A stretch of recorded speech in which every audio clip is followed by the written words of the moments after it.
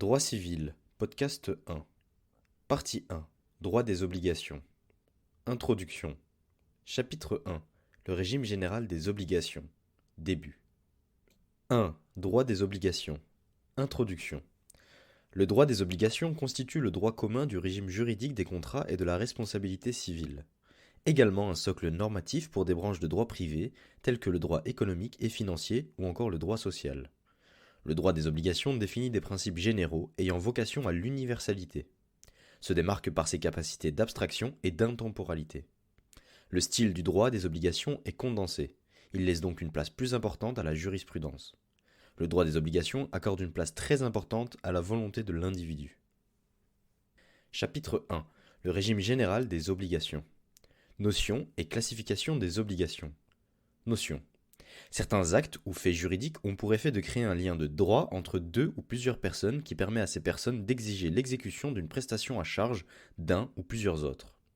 Le rapport juridique qui naît entre les individus par effet de ces actes ou faits juridiques s'appelle le lien obligataire. Le lien obligataire confère à une personne le pouvoir d'exiger l'exécution d'une prestation à charge d'une autre personne. La personne en droit d'exiger une prestation est le créancier. La personne qui doit exécuter la prestation est le débiteur. Le droit de créance est un droit subjectif civil patrimonial par lequel une personne appelée le créancier est en droit d'exiger d'une autre personne appelée le débiteur l'exécution d'une obligation. Le droit de créance se détache des autres obligations de nature morale, religieuse ou naturelle par la sanction qui s'attache au droit subjectif et permet à son titulaire d'en poursuivre l'exécution forcée par voie d'action en justice. Le droit de créance porte nécessairement sur une ou plusieurs personnes. L'obligation est un lien de droit par lequel les créanciers sont en droit de demander au débiteur, par la voie de la justice si nécessaire, de donner, faire ou ne pas faire une action.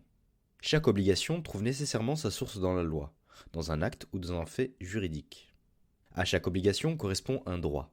La créance ou la dette sont un même droit selon l'angle duquel on se place. Toute obligation nécessite donc une source, fait, loi, acte juridique. Deux personnes minimum, débiteur et créancier, un objet et un pouvoir de contrainte. Le régime général des obligations contient l'ensemble des règles constituant le socle juridique commun à toutes les obligations. Classification des obligations. Obligation de donner faire ou ne pas faire. A. Critères de distinction. L'objet de l'obligation. Les obligations de donner. Obligation qui consiste en un transfert de droit réel ou en la constitution d'un droit réel. Les obligations de faire. Obligation portant sur l'accomplissement d'une prestation. Les obligations de ne pas faire. Toute obligation portant sur l'abstention du débiteur de faire quelque chose. B. Intérêt de la distinction. Intérêt essentiel pour l'obligation de d'arrêt qui implique de transférer ou créer un droit de propriété et le plus souvent le bien qui va avec. Le transfert de propriété solo consensu et plus largement l'exécution de l'obligation de donner par le seul échange de consentement des parties se fait dès lors de la volonté. Le transfert de la charge des risques se fait dès le moment de l'échange du consentement. La perte fortuite de la chose après l'accord de volonté incombe à l'acheteur. Cependant, les parties insèrent souvent une clause appelée clause de réserve de propriété, stipulant que le transfert de propriété ne se fera qu'au paiement intégral du prix. Exception pour les générats dont le transfert s'effectue au moment de la spécification ou en matière de vente commerciale au moment de la délivrance du bien. Obligation de moyens et de résultats. A. Critères de distinction. L'étendue de l'obligation. Certaines obligations obligent le débiteur à obtenir le résultat fixé, alors que d'autres requièrent que le débiteur mette tous les moyens à sa disposition en œuvre pour atteindre l'objectif convenu. Les obligations de moyens. Obligations par lesquelles le débiteur s'engage à mettre en œuvre tous les moyens et efforts raisonnables pour atteindre un résultat déterminé. Les obligations de résultat. Obligations par laquelle le débiteur est tenu d'atteindre un résultat déterminé. À la différence du premier, le débiteur d'une obligation de résultat ne doit pas seulement tout mettre en œuvre, il doit aussi y parvenir. Pour faire la distinction, il convient de sonder la volonté des parties lorsque l'obligation est contractuelle, ou du législateur lorsqu'elle est légale.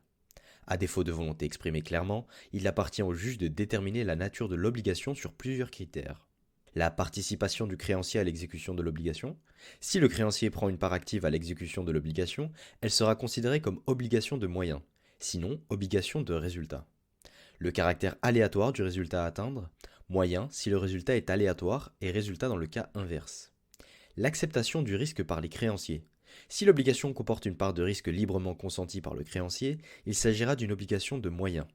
Si à l'inverse l'obligation exclut toute part de risque, il s'agira plutôt d'une obligation de résultat. B. Intérêt de la distinction. Un débiteur qui n'exécute pas son obligation commet une faute susceptible d'engager sa responsabilité. La charge de la preuve varie selon que l'obligation inexécutée est une obligation de résultat ou de moyen. Une obligation de moyen non exécutée met la charge de la preuve sur le créancier qui entend mettre en cause la responsabilité de démontrer cumulativement que la prestation ou le résultat n'a pas été fait, que le débiteur n'ait pas fait preuve de diligence et du soin d'une personne normalement prudente et raisonnable. Une obligation de résultat implique simplement que le créancier doit prouver que le but n'a pas été atteint. Seul un casu pourra faire en sorte que le débiteur échappe à sa responsabilité. Le juge n'est pas tenu par cette qualification.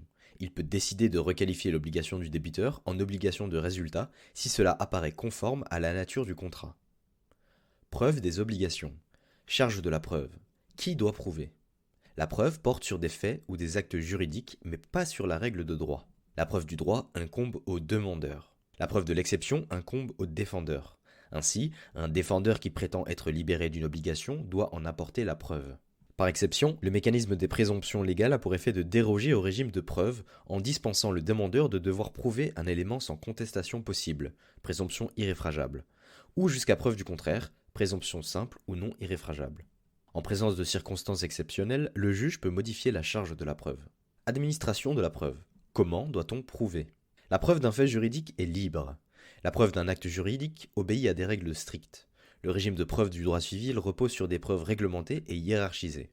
La valeur probante d'une preuve est sa capacité à emporter la conviction d'un juge. La valeur probante est laissée à la libre appréciation du juge, sauf quand la loi supprime ce pouvoir d'appréciation par le degré de crédibilité et de confiance à accorder à une preuve. On parle alors de la force probante. Les divers procédés de preuve sont établis par la loi selon une hiérarchie. 5 modes de preuve sont prévus dont 3 ont force probante. La preuve écrite, la preuve par aveu et la preuve par serment. Valeur probante appréciative. La preuve testimoniale et la preuve par présomption. Les règles relatives à la charge de la preuve et à l'administration de la preuve sont supplétives, hormis dans les cas où la loi en dispose autrement. A. La preuve parfaite est une preuve qui lie le juge à prendre une décision conforme à la preuve. Preuve par écrit signé. Principe. Prééminence de la preuve écrite par un écrit signé.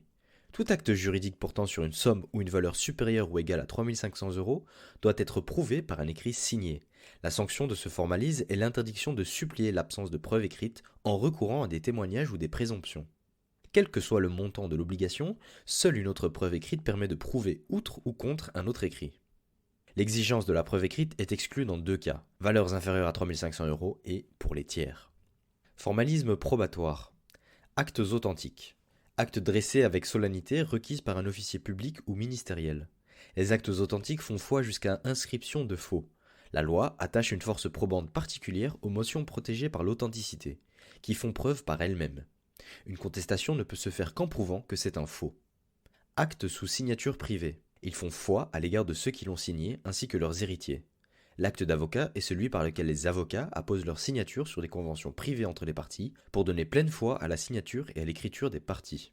Les actes sous signature privée doivent obéir à des règles de forme distinctes selon qu'ils soient synallagmatiques ou unilatéraux. Contrats synallagmatiques sont soumis à la règle des originaux multiples. La règle des originaux multiples impose 3 contraintes. Ils doivent être rédigés en autant d'exemplaires originaux qu'il y a de parties ayant un intérêt distinct. Chaque original doit être signé par toutes les parties et chaque original doit mentionner le nombre total d'exemplaires originaux établis. L'omission d'une de ces 3 exigences entache le contrat de nullité relative. La nullité sera couverte par la partie qui a commencé à exécuter la convention. L'acte entaché de nullité pourra quand même servir de preuve écrite. Engagements unilatéraux de payer. Les actes sous signature privée qui contiennent des engagements unilatéraux portant sur une somme d'argent ou sur une certaine quantité de choses fongibles obéissent à un régime de preuve spécifique, et ce, quelle que soit la valeur. 2 règles doivent alors être respectées. L'acte doit être signé par toutes les parties qui s'engagent, et l'acte doit avoir la mention en toutes lettres de la somme ou de la quantité. Exception à la règle de la preuve écrite. Il existe des situations où, à défaut d'écrit, la preuve pourra être apportée par voie de témoignage ou de présomption. Les cas autorisant la preuve par témoin ou par présomption sont les suivantes. Commencement de preuve par écrit. Désigne tout écrit qui, émanant de celui qui conteste ou représente un acte juridique, rend vraisemblable l'acte allégué. Peut être n'importe quel écrit, mais doit avoir été établi par la partie à l'encontre de laquelle la partie demanderesse invoque l'existence d'une obligation. Dès lors, si un document ne respecte pas les prescriptions imposées par la loi, il pourra néanmoins être retenu et être corroboré par voie de témoignage ou de présomption. Impossibilité matérielle ou morale de constituer un écrit. Elle vise les situations où le créancier est dans l'incapacité physique de constituer une preuve écrite, sinistre notamment. De même, s'il est établi que la preuve a été détruite ou disparue par un cas de force majeure, le demandeur sera autorisé à rapporter la preuve de l'acte, fondant ses prétentions par témoin ou par présomption de fait. L'impossibilité morale se réfère à des situations d'ordre psychologique ou affective. La jurisprudence ne considère pas la vie de couple comme une raison valable de ne pas constituer une preuve écrite. Situation où il n'est pas d'usage de recourir à l'écrit. Situation d'usage où il n'est pas habituel que le créancier se réserve une preuve écrite, comme les brocantes, les petits travaux, etc. Remise de l'écrit par le créancier au débiteur. Si le créancier remet volontairement l'écrit signé, il en résulte une présomption de libération du débiteur, sauf preuve contraire. Cette présomption peut être interprétée par le débiteur comme une remise de dette intervenant par la volonté du créancier. Aveu. Acte juridique unilatéral par lequel une partie procède à la reconnaissance expresse ou tacite de l'existence ou de l'exactitude d'un fait allégué contre elle et susceptible de produire des effets juridiques à son encontre. La partie qui fait vœu dispense l'autre partie d'apporter la preuve du fait. L'aveu est admis dans toutes les matières, sauf quand la loi l'interdit. L'aveu est un mode de preuve parfaite. Le juge peut vérifier si l'aveu n'est pas collusoire et déterminer sa pertinence pour la résolution de litige. L'aveu est irrévocable, sauf preuve qu'il est intervenu à la suite d'une erreur de fait ou d'une autre cause de nullité. Serment décisoire. Affirmation solennelle devant le juge par une des parties d'un fait qui lui est favorable. Très peu utilisé alors que parfaitement adapté aux situations relevant de la sphère privée. A pour effet de déposséder le juge de sa mission, car l'une des parties décide de se soumettre à l'honnêteté intellectuelle et à la conscience de la partie adverse, en offrant d'abandonner sa demande si la partie adverse consent à affirmer sous serment les faits qui fondent sa thèse. Ainsi, quand une partie est acculée et n'est pas capable de fournir une preuve, elle peut déférer un serment décisoire à l'autre partie dans l'espoir que celle-ci fera preuve de bonne foi et de probité. 3 scénarios sont alors possibles. La partie à qui le serment est déféré accepte de prêter serment et gagne automatiquement le procès. Soit la partie à qui le serment est déféré refuse de prêter serment et perd automatiquement le procès. Soit la partie à qui le serment est déféré décide de renvoyer la balle en lui référant le serment. Ne peut porter sur des faits pénalement punissables. Sanction pénale pour des faux serments. B. Preuve imparfaite. Mobilisée pour tout fait se rapportant à des sommes inférieures à 3 500 €. Preuve testimoniale. La valeur probante des témoins est laissée à l'appréciation du juge. Le Code judiciaire organise la preuve par témoin à travers une procédure d'enquête durant laquelle les témoins sont entendus sous serment par le juge. La preuve par témoin peut aussi se fonder sur des témoignages reçus sous la forme d'attestations écrites obéissant aux règles de forme imposées par la loi. Présomption de fait. Permet au juge de se fonder sur des constatations ou des éléments de faits connus pour en déduire des conséquences de faits inconnus qui se dérobent à la preuve directe. La valeur probante de la preuve est laissée à l'appréciation du juge. Obligation à sujet multiple. Notion. Également appelée obligation plurale, elle désigne les obligations liant plusieurs créanciers et ou plusieurs débiteurs. Elle peut se présenter sous 3 formes. Un créancier pour plusieurs débiteurs, plusieurs créanciers face à un débiteur unique, et plusieurs créanciers et plusieurs débiteurs liés par une seule obligation. En cas de pluralité des parties, on peut dégager 2 types de liens. Les liens entre les 2 positions contractuelles et les liens au sein d'une même position contractuelle. Pour déterminer qui est débiteur de qui et à concurrence de combien, il faut tenir un raisonnement en 2 temps. Avant l'exécution de l'obligation, on doit analyser les liens entre débiteurs et créanciers, il s'agit de la notion d'obligation à la dette. Et après l'exécution de l'obligation, il convient d'analyser comment se répartir le paiement reçu entre les différents créanciers ou comment se répartir le paiement effectué entre les différents débiteurs. Il s'agit de la notion de contribution à la dette. 4 catégories d'obligations: conjointes, solidaires, successives et in solidum. Les obligations conjointes sont un régime de droit commun, les 3 autres des régimes dérogatoires.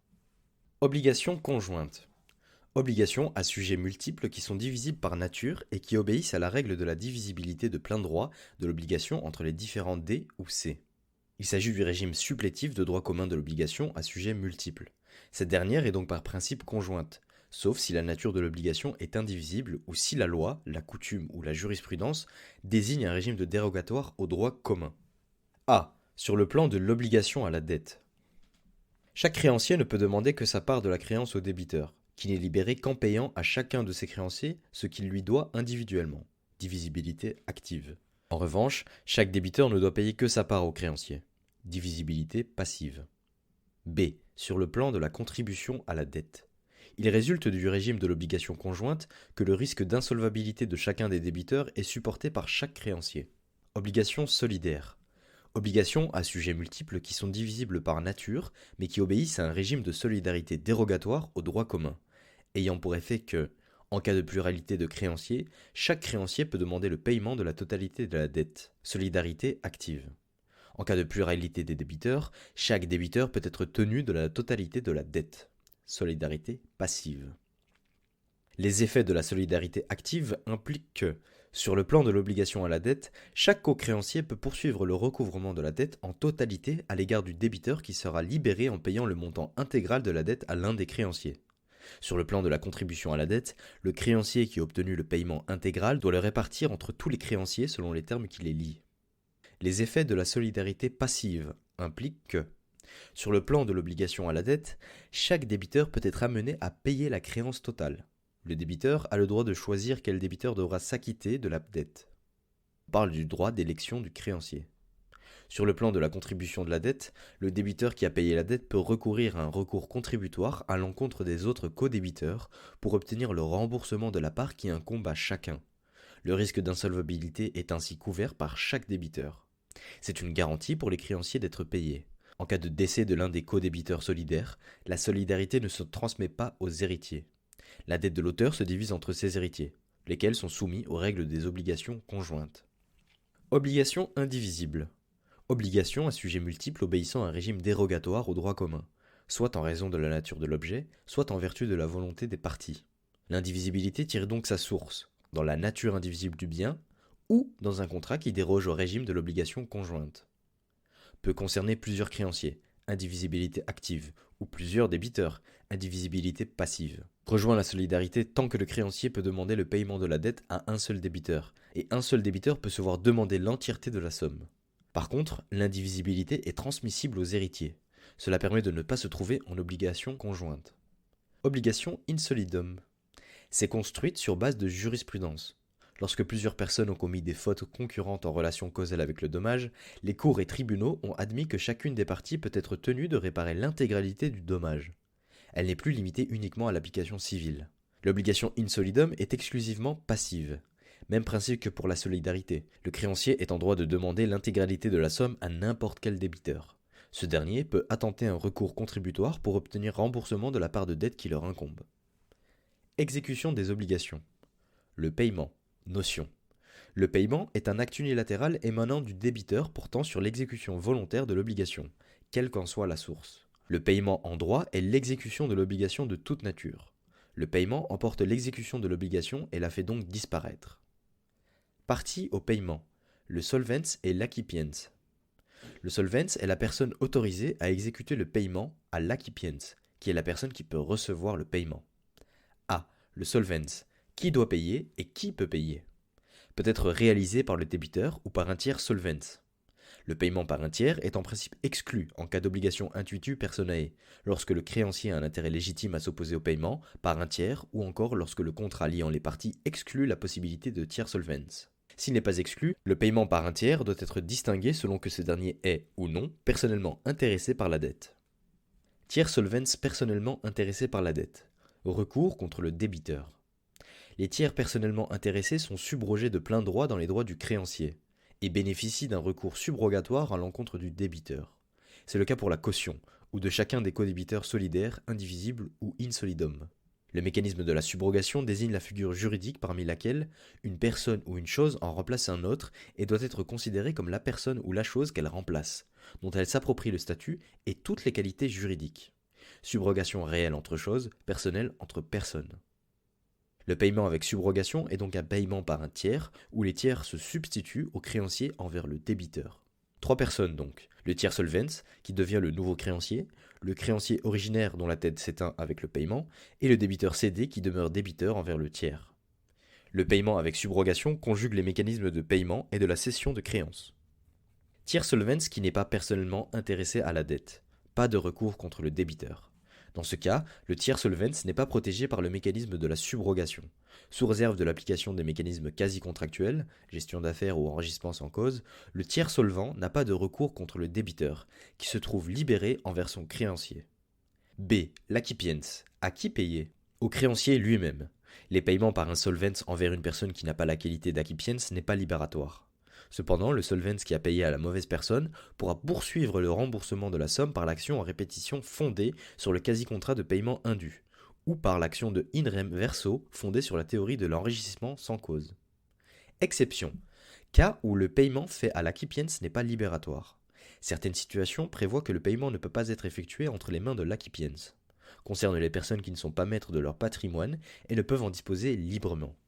Dans ce cas, un paiement qui arriverait quand même dans les mains du créancier sera inopposable à la personne désignée par la loi pour recevoir le paiement.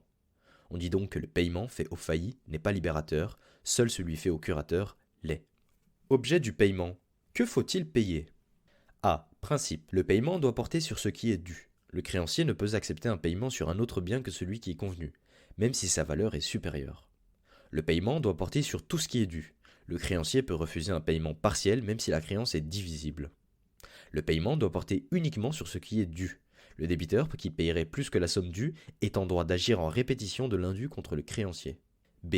Dation en paiement. La dation en paiement est un contrat ultérieur au contrat initial, par lequel les parties au contrat originaire s'accordent pour modifier l'objet du paiement en substituant une autre chose à celle initialement prévue sans éteindre le contrat.